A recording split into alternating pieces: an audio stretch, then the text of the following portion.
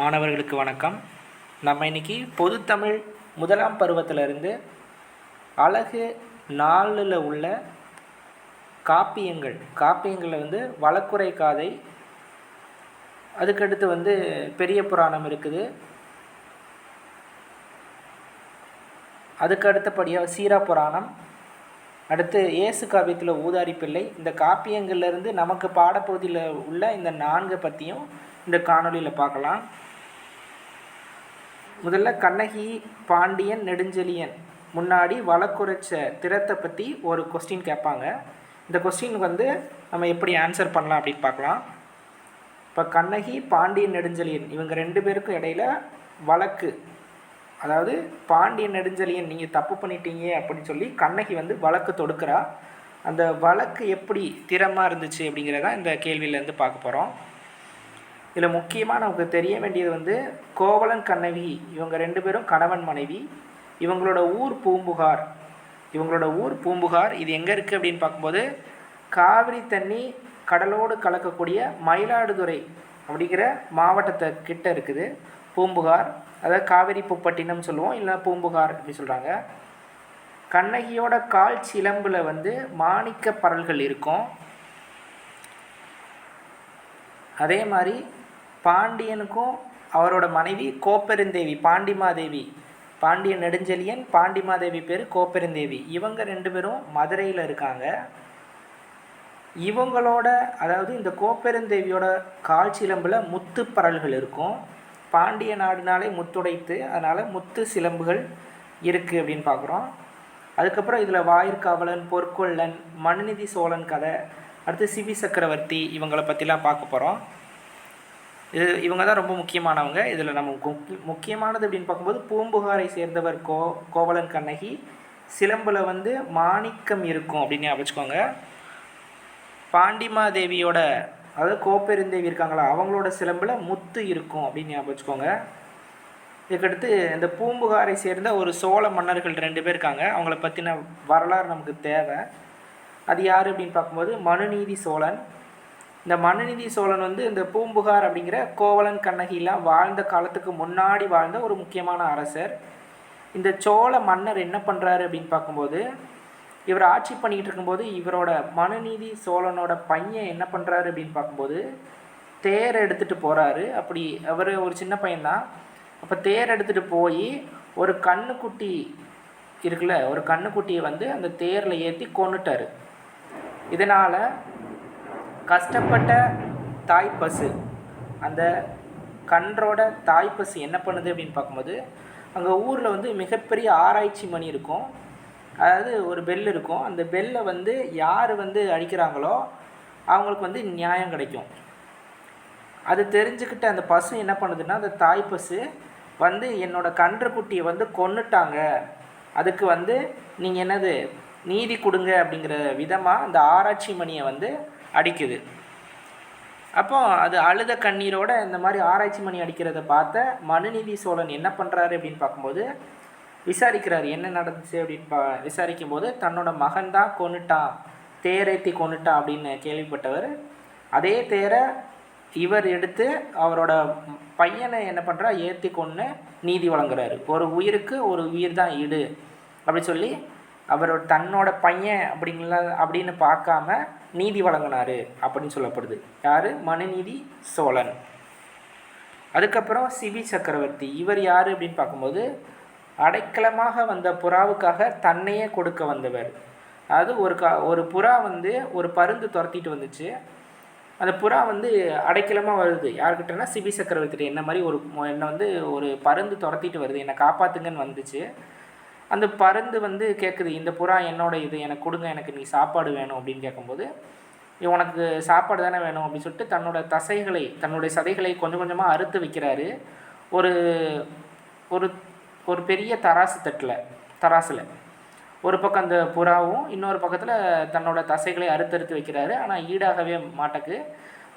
இப்போ நம்ம பார்த்துருப்போம், இந்த சைடில் கொஞ்சம் கெட்டி தொங்கிட்டுருப்பாங்க, இந்த சைடில் என்னது தொங்கிட்டுருப்பாங்களே, அதான் தராசு. இந்த முள் அப்படி நேராக இருக்குது, இது இறங்கவே மாட்டேக்குது, ஏறவும் மாட்டேக்குது, இந்த மாதிரி இருக்குது. அப்படி இருக்கும்போது தான் இவர் என்ன பண்ணுறாருன்னு போகும்போது தானே மேலே ஏறி நின்றுறாரு.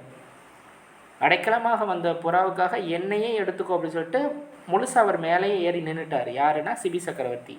இப்படி அடைக்கலமாக வந்த புறாவுக்காக தானே உயிரை கொடுக்க துணிஞ்சவர் தான் யாருன்னா சிபி சக்கரவர்த்தி.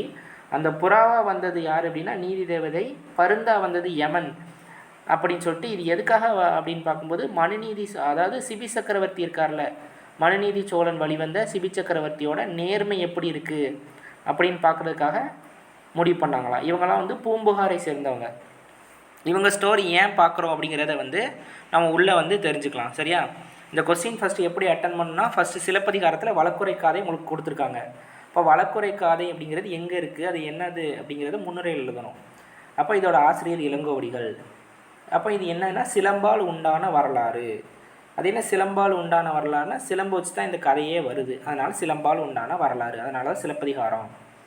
முத்தமிழ் காப்பியம்னு இதை சொல்லுவோம். இதில் வந்து வழக்குரை காதை வந்து பாண்டியனிடம் கண்ணகி வழக்குரைக்கிறா. அப்போ வழக்குரைத்த காதை யார் யார்கிட்ட வழக்குரைக்கிறாங்க?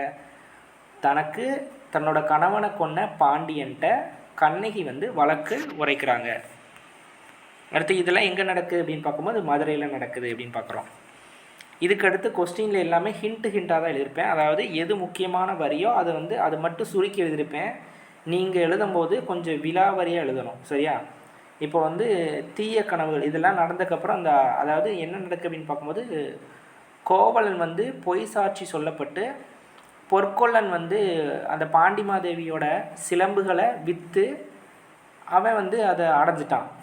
அதுக்கப்புறம் அந்த கண்ணகியோட சிலம்பை விற்க வந்த கோவலனோட சிலம்பை பறித்து இதுதான் வந்து பாண்டிமாதேவியோட சிலம்பு அப்படின்னு தப்பாக சொல்லி அவனை கொலை பண்ணிட்டாங்க. அப்போ அதுக்காக நியாயம் கேட்டு வந்து நிற்கிறான். அன்னைக்கு இரவு என்ன நடக்குது அப்படின்னு பார்க்கும்போது, கோவலன் இறந்து போன அன்னைக்கு இரவு வந்து பாண்டிமாதேவியோட கனவுல வந்து தீய கனவுகள் நிறைய வருது. முதல் கனவு செங்கோல், அப்புறம் வந்து வெண்கொற்ற குடை. ஒரு அரசர்னு வந்து கையில் வந்து செங்கோல் இருக்கும், அடுத்து வெண்கொற்ற குடை அப்படிங்கிறது அரசரோட சிம்மாசனத்துக்கு மேலே ஒரு வெண்கொற்ற குடை இருக்கும், ஒரு அம்பர்லா. இது ரெண்டும் விழுறது மாதிரி, அதாவது கீழே விழுற மாதிரி ஒரு கனவு. அடுத்து பகலில் சூரியனை வந்து இருள் சூழ்கிறது மாதிரி அடுத்து ஒரு கனவு. அடுத்து இரவில் வானவில் தெரிகிற மாதிரி ஒரு கனவு. இது எல்லாமே நடக்காது, ஆனால் நடக்கிற மாதிரி ஒரு கனவு. அடுத்து நண்பகலில் எரி நட்சத்திரம் எரிகள்லாம் இருக்குல்ல, அது விழுற மாதிரி கனவு. இந்த மாதிரி இது எல்லாமே வந்து ஒரு என்ன அப்படின்னா தீய சகுனம். இது எல்லாமே கனவுல வந்து பாண்டிமாதேவி இருக்காங்களா, கோப்பெருந்தேவிக்கு கனவுல வருது. இதை வந்து காலையில் எந்திரிச்ச உடனே இது அரசவைக்கு போய் சொல்லணும் அப்படிங்கிறதுக்காக அவங்க தயாராகிறாங்க. அணிகலன்கள் பட்டாடையெல்லாம் உடுத்தி தன்னோட அரசர் பாண்டியன் நெடுஞ்செழியன்ட்ட போய் சொல்கிறதுக்காக கோப்பெருந்தேவி தயாராகிறாங்க. அப்புறம் அரசன்ட்ட போய் இந்த மாதிரி சொல்கிறாங்க, இந்த மாதிரி நான் நேற்று வந்து இரவில் வந்து இந்த மாதிரி கனவுல வந்துச்சு, எனக்கு ரொம்ப கஷ்டமாக இருக்குது. இந்த மாதிரி கனவுகள், அதாவது வெண்கொற்ற குடை கீழே விழுது, அதே மாதிரி செங்கோல் கீழே விழுது, இரவில் வந்து வானவில் தெரியுது, நண்பகலில் வந்து நட்சத்திரம்லாம் இந்த விண்கல்கள்லாம் வீழுது, பகலில் வந்து சூரியனை வந்து இருள் சூழுது, இந்த மாதிரி தீய கனவுகள் எனக்கு வருது அப்படின்னு சொல்கிறாங்க. இதே டயத்தில் என்ன நடக்குது அப்படின்னு பார்க்கும்போது, காலையில் வந்து வாயிற்காவலன் வந்து கண்ணகி வந்து 2 பேரும் பேசிக்கிறாங்க. என்ன நடக்குது அப்படின்னு பார்க்கும்போது, வாயிற்காவலனை கூப்பிட்டு கண்ணகி சொல்கிறா, வாயிற்காவலனே, அறிவு முழுவதும் அற்றுப்போன அரசனின் வாயிற்காவலனே, ஒரே ஒரு சிலம்பை மட்டும் கையில் ஏந்திய ஒரு பெண் வந்து உங்களோட மதுரையோட அரண்மனை வாசலில் நிற்கிறா அப்படின்னு போய் உன்னோட அரசர்கிட்ட போய் சொல்லு, அதாவது பாண்டிய அரசர்கிட்ட போய் சொல்லு. அறிவு முழுவதும் அற்றுப்போன அரசனோட வாயிற்காவலனே, ஒற்றை சிலம்பை கையில் ஏந்திய பெண் ஒருத்தி வந்து நிற்கிறான்னு போய் சொல்லு அப்படின்னு சொல்கிறான். அதுக்கப்புறம் அவன் நேராக வந்து இந்த வாயிற்காவலன் வந்து அரசவைக்குள்ளே வரான். யார்? அந்த கோப்பெருந்தேவி அப்புறம் பாண்டியன் நெடுஞ்செழியன் இருக்கிற அந்த அரசவைக்கு வரான். வந்து ஃபஸ்ட்டு புகழ்கிறான். எப்படின்னா, பழியறியாத பஞ்சவனே வாழ்க, தென்னவனே வாழ்க அப்படின்னு புகழ்ந்துட்டு, இதுக்கடுத்து இருக்கிற ஒரு 5 சென்டென்ஸ் இருக்கும், இது ரொம்ப முக்கியமானது. அதாவது இதுக்கடுத்து இருக்கிறது இந்த 5மே என்னது அப்படின்னு பார்க்கும்போது கண்ணகியை பற்றினது. கண்ணகி எப்படி இருக்கிறா அப்படின்னு சொல்கிறாங்க. அதாவது வெட்டிய தலையோட பீடத்தில் ஏறின, ஒரு தலையை வெட்டி பீடத்தில் ஏறி இருக்க கொற்றவை மாதிரி இருக்கிறா, ஆனால் அவள் கொற்றவை இல்லை. கன்னிகள் 6 பேர் இருக்காங்க, கன்னிகள் 6 பேருக்கு அப்புறமா பிறந்து 7ஆவதாக பிறந்த பிடாரி மாதிரி இருக்கா, ஆனால் இவ பிடாரி இல்லை. இறைவனையே ஆட அழைத்த பத்ரகாளி மாதிரி இருக்கிறா. அதான் சொல்லுவாங்களே பத்திரகாளி மாதிரி ஆடாத அப்படி சொல்லுவாங்களே. அப்போ இறைவனையே ஆட அழைத்த பத்திரகாளி மாதிரி இருக்கா, ஆனால் இவ பத்திரகாளி இல்லை. அச்சம் தரும் காட்டில் வாழ்கிற காளி மாதிரி இருக்கா, ஆனால் இவ காளி இல்லை. தாருகன் அப்படின்னு ஒரு அரக்கை இருந்தால் அவனோட மார்பை பிளந்து கொன்ற துர்க்கை மாதிரி இருக்கா, ஆனால் அவ துர்க்கை இல்லை. அப்போது தலையோடு ஏறி நின்ன கொற்றவை, 6 பேருக்கு இளையவள் பிடாரி, இறைவனை ஆட அழைத்த பத்ரகாளி, அச்சம் தரும் காட்டில் வசிக்கிற காளி, தாருகன் மார்பை பிளந்த துர்க்கை, இவங்க மாறலாம் இருக்கா, ஆனால் இவ இல்லை. ஒற்றை சிலம்ப கையில் ஏந்தி ஒருத்தி வாசலில் வந்து நிற்கிறா அப்படின்னு சொல்கிறாங்க. இதெல்லாம் வந்து நான் ஷார்ட் ஃபார்மாக எழுதியிருக்கேன். இது கொஞ்சம் ப்ரீஃபாக நீங்கள் எழுதிக்கோங்க. நான் ரொம்ப ஷார்ட் ஃபார்மில் எழுதியிருக்கேன். நீங்கள் வந்து என்னது உங்களுக்கு ஏற்றாப்புல வாக்கிய அமைப்போடு சேர்த்து எழுதிக்கோங்க. அதாவது நீங்கள் வந்து இப்போது இது வரைக்கும் நீங்கள் 12th வரைக்கும் படித்தது எல்லாமே வந்து எப்படி இருக்கும் அப்படின்னா, ஒரு பேசிக்காக அதில் எப்படி இருக்கோ அப்படியே எழுதணும்னு பார்ப்பீங்க. கைடில் என்ன இருக்குது, புக்கில் என்ன இருக்குது. நீங்கள் வந்து இப்போ காலேஜ் வந்துட்டீங்க, அதனால் சொல்கிறத உள்வாங்கிட்டு உங்களுக்கு என்ன புரியுதோ அதை கரெக்டாக எழுதினாலே போதும், சரியான மதிப்பெண் கொடுத்துருப்பாங்க. சரியா? நான் கொடுக்குற கீவேர்டெல்லாம் இங்கே கரெக்டாக கொடுத்துட்டிங்கனாலே உங்களுக்கு வந்து முழு மதிப்பெண் கிடச்சிரும். இதை கேட்டவுடனே அப்புறம் உள்ளே வர சொல்கிறான். அவன் உள்ளே வந்தோடனே, அதாவது கண்ணகி உள்ளே வந்தோடனே அவன் பாண்டியன் கேட்குறான், நீர் சரியும் கண்களோடு வந்து நிற்கிறியே, அழுது கண்ணோட வந்து நிற்கிறியே, நீ யாருமா அப்படின்னு கேட்குறாரு. இதை கேட்ட அவள் சொல்கிறா, என்னோடய ஊர் வந்து பூம்புகார், இங்கே மனுநீதி சோழன், சிபி சக்கரவர்த்தி இவங்களோட வரலாறுலாம் சொல்கிறான். நான் இப்போ முன்னாடி சொன்னேன்ல, மனுநீதி சோழன் தன்னோட பையனுக்காக என்னது பையன்னு பார்க்காம நீதி வழங்கினா, தேரில் வந்து ஏற்றிக்கொண்டா. சிபி சக்கரவர்த்தி ஒரு புறாவு அடைக்கலமாக வந்த புறாவுக்காக தன்னையே என்னது கொண்டுக்கோங்க அப்படின்னு போய் என்னது பருந்து முன்னாடி போய் நின்னவன். அந்த மாதிரி இருக்க வாழ்ந்தவங்க ஊர் தான் எங்கள் ஊர். எந்த ஊர்? பூம்புகார். அந்த ஊரில் இருந்து வாழ்கிறதுக்காக பிழைப்பு தேடி மதுரைக்கு நாங்கள் வந்தோம். என் பேர் வந்து கண்ணகி, நான் கோவலனோட மனைவி அப்படின்னு சொல்ல உடனே, ஓ கோவலனோட மனைவியாம்மா நீ, அப்போ கல்வனை கொள்வது குற்றம் இல்லை, அது திருடனை தாம்மா கொள்ளிருக்கோம், திருடனை கொள்வது தப்பு கிடையாது அப்படின்னு பாண்டியன் சொல்கிறான். இதை கேட்டால் அதுக்கப்புறம் அவன் என்ன சொல்கிறா அப்படின்னா, என் கணவன் தப்பானவன் கிடையாது, ஏன்னா என்னோட சிலம்பில் இருந்தது மாணிக்க பரல்கள் அப்படின்னு சொல்லும்போது உடனே பாண்டியன் என்ன சொன்னால், என்னோட அரச குமாரியான கோப்பெருந்தேவிட்ட வந்து முத்துப்பரல்கள் தான் இருக்கும் அப்படின்னு சொல்கிறாரு. அதுக்கப்புறம் சிலம்பு அதாவது கோவலன் கையிலேருந்து கைப்பற்றப்பட்டு இப்போ அரசர்கிட்ட இருக்கும் ஒரு சிலம்பு, அதை எடுத்துகிட்டு வர சொல்லி உடைக்கிறாங்க. உடச்சி பார்த்தா உள்ளே இருந்து மாணிக்க பரல்கள் செதறி பாண்டிய மன்னனோட உதட்டை கிழிக்குது. அப்புறம் தான் அரசன் தன்னோட பிழை, தன்னோட குற்றத்தை உணர்றான். அப்புறம் சொல்கிறான், நானே அரசன், நானே கல்வன், நான் தான் அரசன், நான் தான் குற்றவாளி, நான் தான் திருடன் அப்படின்னு சொல்லிட்டு அவன் அங்கேயே அந்த இடத்துல அரசவிலே விழுந்து இறந்துறான். அவனை பார்த்த கோப்பெருந்தேவியும் அங்கேயே விழுந்து இறந்துடுறா அப்படின்னு பார்க்குறோம். சரி, இந்த மாதிரி தான் ஒரு கொஸ்டினை நீங்கள் அணுகணும். அதாவது பாயிண்ட்டாக எழுதணும். சரியா? இந்த மாதிரி எனது பாயிண்ட்டாக எழுதணும். சும்மா எனது எழுதுனீங்கன்னா உங்களுக்கு வந்து எனது மார்க் கிடைக்காது. ஃபஸ்ட்டு வந்து முன்னுரை, இந்த நூலை பற்றின அறிமுகம் இருக்கணும். அடுத்து தீய கனவுகள், என்னென்ன தீய கனவு வந்து பாண்டிமாதேவிக்கு வந்துச்சு. அடுத்து கோப்பெருந்தேவி வந்து அரசவைக்கு வந்தாங்க. அடுத்து வாயிற்காவலனும் கண்ணகி என்னென்ன பேசினாங்க. அடுத்து மன்னன்ட்ட போய் வாயிற்காவலன் கண்ணகி எப்படிலாம் இருக்கிறான்னு சொல்கிறது. அடுத்து பாண்டியனோட வினா, அடுத்து வந்து அதுக்கு கண்ணகியோட பதில் கூறுறது. அடுத்து மாணிக்க பரல்கள் என்னென்ன இருக்குது அப்படின்னு சொல்கிறது. லாஸ்ட்டு வந்து அரசனோட பிழைன்னு ஒத்துக்கிட்டு நீதி கிடைக்கிறது. இந்த மாதிரி பிரித்து எழுதுனீங்க அப்படின்னா உங்களுக்கு ஈஸியாகவும் இருக்கும். அதே மாதிரி திருத்துறவங்களுக்கு ஈஸியாக புரியும். இவங்க படிச்சிருக்காங்க, இவங்களுக்கு வந்து ஸ்டோரி தெரியுது அப்படின்னு அவங்களுக்கு தெரியும். சரியா? இதோட வந்து சிலப்பதிகாரத்தில் வழக்குரை கதை முடிச்சுட்டு அடுத்து வந்து பெரிய புராணத்தில் பூசலார் நாயனார் புராணம் பற்றி பார்க்கலாம். இதுக்கு வினா எப்படி இருக்கும் அப்படின்னு பார்க்கும்போது, மனதில் கோயில் கட்டிய பூசலார் நாயனார் பற்றி பெரிய புராணம் வழி விளக்குக அப்படின்னு கேட்பாங்க. இது வந்து பெரிய புராணம் அப்படிங்கிற நூலில் இருந்து எடுத்திருக்காங்க. பெரிய புராணம் அப்படிங்கிறது சேக்கிலார் அப்படிங்கிறவர் எழுதியிருக்கிறாரு. இது ஒரு சைவ சமய நூல். அது என்ன சைவ சமய நூல்னால், சிவனை கும்பிடுறவங்க எல்லாமே சைவம்னு சொல்லுவாங்க. அப்போ 63 அடியவர்கள் சிவனடியார்கள் இருக்காங்க. அவங்களோட வாழ்க்கை வரலாறை சேக்கிலார் வந்து ஒரு புக்காக எழுதுகிறாரு. அவங்களோட ஸ்டோரி எல்லாத்தையும் அதாவது சிவ தொண்டர்கள்னு சொல்லுவாங்க. அதனால் இந்த நூலுக்கு பேர் திருத்தொண்டர் தொகை அப்படின்னு ஃபஸ்ட்டு அழைக்கப்படுது. பின்னாடி தான் பெரிய புராணம் அப்படின்னு மாறுது. இந்த நூல் 12வது திருமுறை அப்படின்னு சொல்கிறாங்க. மொத்தம் 12 திருமுறை இருக்குது. 1 2 3 4 12 திருமுறை இருக்குது. அது 12வது திருமுறையாக, லாஸ்ட்டு திருமுறையாக இது இருக்குது அப்படின்னு பார்க்குறோம். இப்போ ஃபஸ்ட்டு பூசலார்னா யார்? ஃபஸ்ட்டு பூசலார் நாயனார் புராணத்தில் பூசலார்னா யாருன்னு பார்க்கலாம். இது வந்து தொண்டை மண்டலம் சொல்லுவாங்க. தொண்டை மண்டலம்ங்கிறது வந்து காஞ்சிபுரத்துக்கு வந்து உள்ளடக்கிய ஒரு பகுதி. காஞ்சிபுரம்ங்கிறது தலைநகராகவும் காஞ்சிபுரத்துக்கு கீழே வந்து நிறைய ஊர் இருக்கும். சரி, அப்படி ஒரு ஊர் வந்து திருநின்ற ஊர். இந்த திருநின்ற ஊர் அப்படிங்கிற ஊரில் சிவபக்தியில் சிறந்தவராக வந்து பூசலார் அப்படிங்கிற ஒருத்தர் இருக்கிறாரு. அவருக்கு ரொம்ப நாளாக ஒரு ஆசை. என்ன ஆசை அப்படின்னா, சிவனுக்கு கோயில் கட்டணும். ஏன்னா இவர் ஒரு சிவனடியார். அப்போ சிவனுக்கு கோயில் கட்டணும்னு ஆசைப்படுறாரு. அடுத்து காடவர்கோன் அப்படிங்கிற ஒரு மன்னன் இருக்கிறான். இவன் தான் காஞ்சியை தலைநகராக கொண்டு ஆண்டுகிட்டு இருக்கிற ஒரு பல்லவ மன்னன். சேர சோழ பாண்டியர் மாதிரி இவன் ஒரு பல்லவ மன்னன். சேர மன்னர் சோழ மன்னர்லாம் கேள்விப்பட்டிருப்போம்ல, அதே மாதிரி இவர் ஒரு பல்லவ மன்னன்.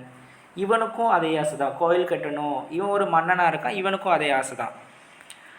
இவன்கிட்ட பொருள் இருக்குது, அதனால் நிஜமாக ஒரு கோயில் கட்டணும் அப்படின்னு ஆசைப்பட்றான்.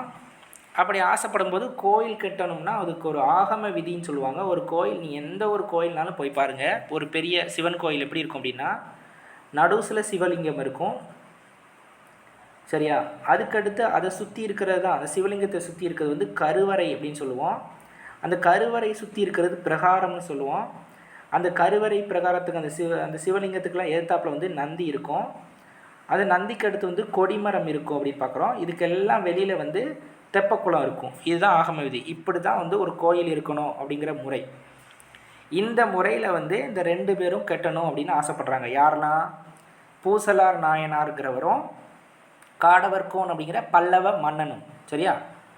2 பேர். பூசலார் நாயனாருக்கு என்ன ஊர் அப்படின்னா திருநின்ற ஊர். காஞ்சிபுரத்தை தலைநகராக கொண்டு ஆண்டுகிட்டு இருக்க மன்னன் வந்து காடவர்கோன். சரியா?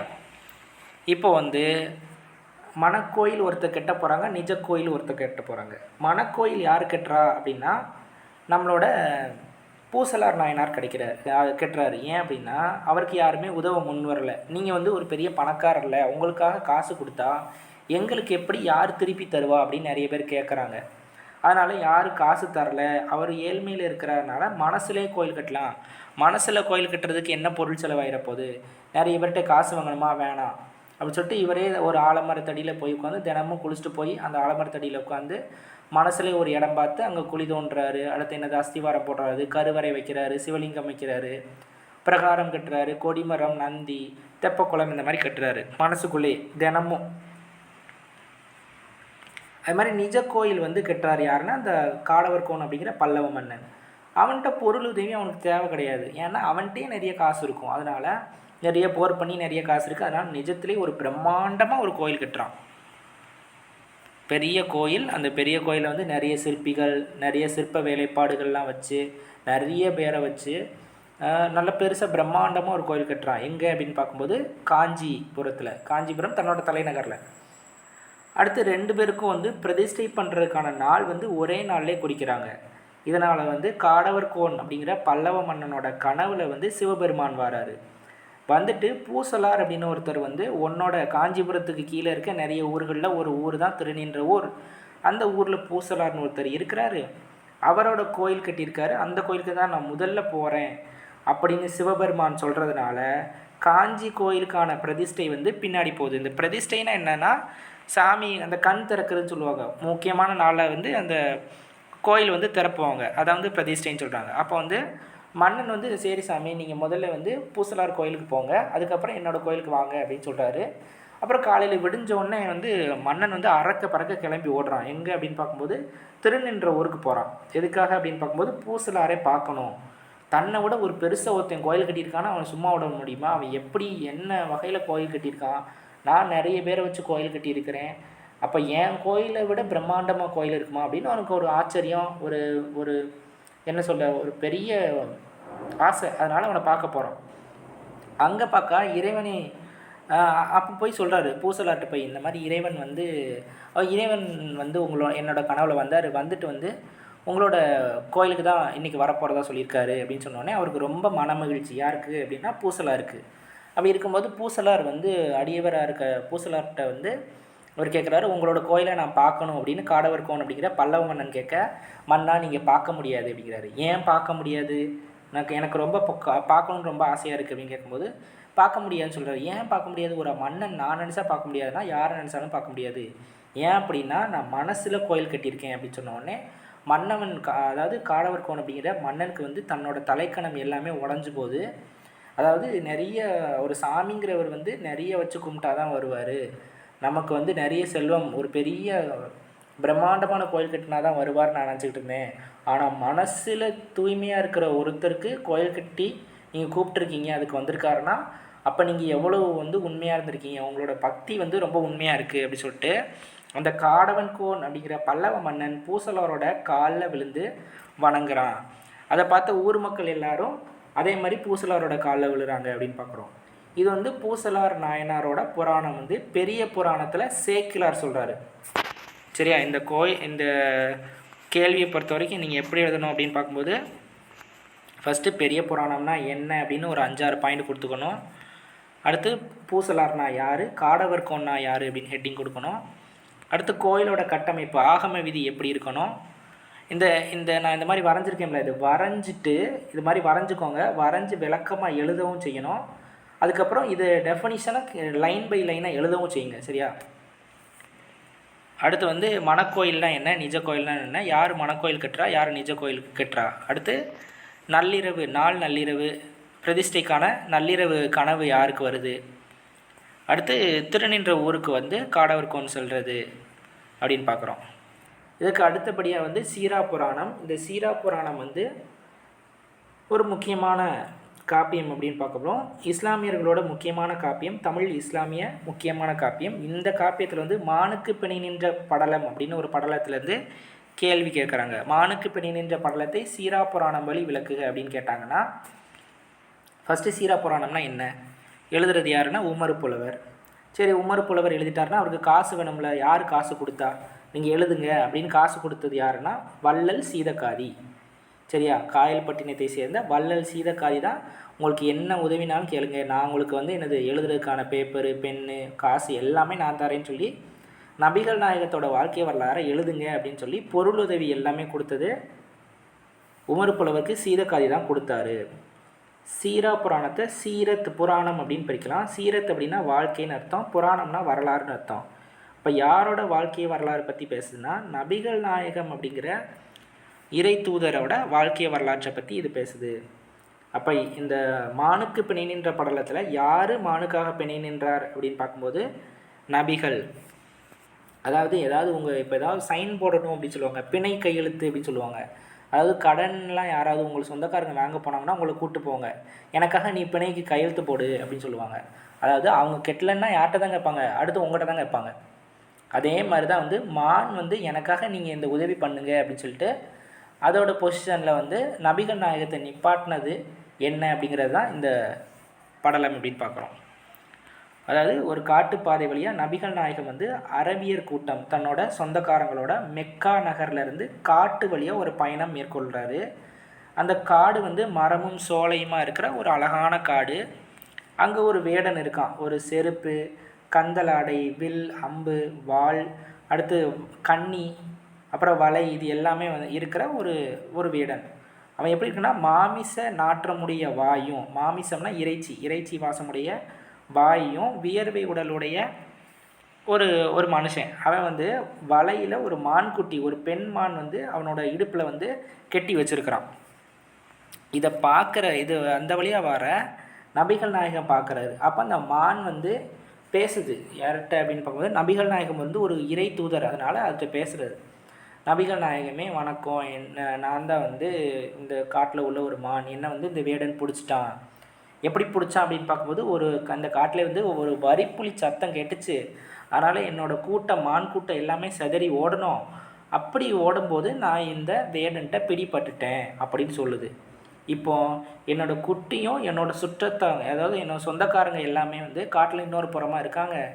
என்னோடய குட்டி வந்து பாலுக்காக ஏங்கிட்டு இருக்கு, நான் போய் பால் கொடுக்கணும், எனக்காக நீங்கள் கொஞ்ச நேரம் பிணையாக நில்லுங்க, எனக்காக நில்லுங்க, நான் போயிட்டு வந்துடுறேன், பால் கொடுத்துட்டு வந்துடுறேன், அதுக்கப்புறம் இந்த வேடன் வந்து என்னை சமைச்சு சாப்பிடட்டும் அப்படின்னு சொல்லுது. இதை கேட்ட வந்து நபிகள் நாயகம் வந்து மனம் முருகி, பரவாயில்ல உனக்காக நான் நிற்கிறேன், நீ போயிட்டு வா அப்படின்னு சொல்ல. ஆனால் வேடன் என்ன சொல்கிறான், இதெல்லாம் நடக்காத காரியம், மான் வந்து திரும்பி வராது அப்படின்னு சொல்கிறான்.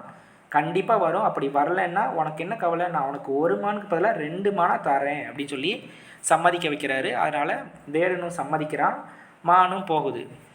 அப்படி போன மான் வந்து கூட்டத்தை போய் சந்தித்து தன்னோட மான் குட்டி இருக்குல்ல அதுக்கு பால்லாம் கொடுத்துட்டு ஆண் மான்கிட்ட வந்து இந்த மாதிரி நான் வந்து வேடன்கிட்ட சிறைப்பட்டிருந்தேன், நபிகள் நாயகன் தான் வந்து என்னை காப்பாற்றினார், இப்போதைக்கு பிணையில் இருக்கிறேன் அப்படின்னு சொல்லிட்டு சொல்லுது. இதை கிட்ட வந்து அந்த சுற்றத்தார் சொந்தக்காரங்கள் என்ன சொல்கிறாங்கன்னா, இப்போ எதுக்கு மறுபடியும் நீ போகணுன்னு ஆசைப்படுற, போகாத அப்படின்னு சொல்லும்போது, இல்லை எனக்காக நம்பிக்கை வச்சு ஒருத்தர் நபிகள் நாயகன் நிற்கிறாரு, அவரோட நம்பிக்கையை நான் வீணாக்க மாட்டேன் அப்படின்னு போகுது.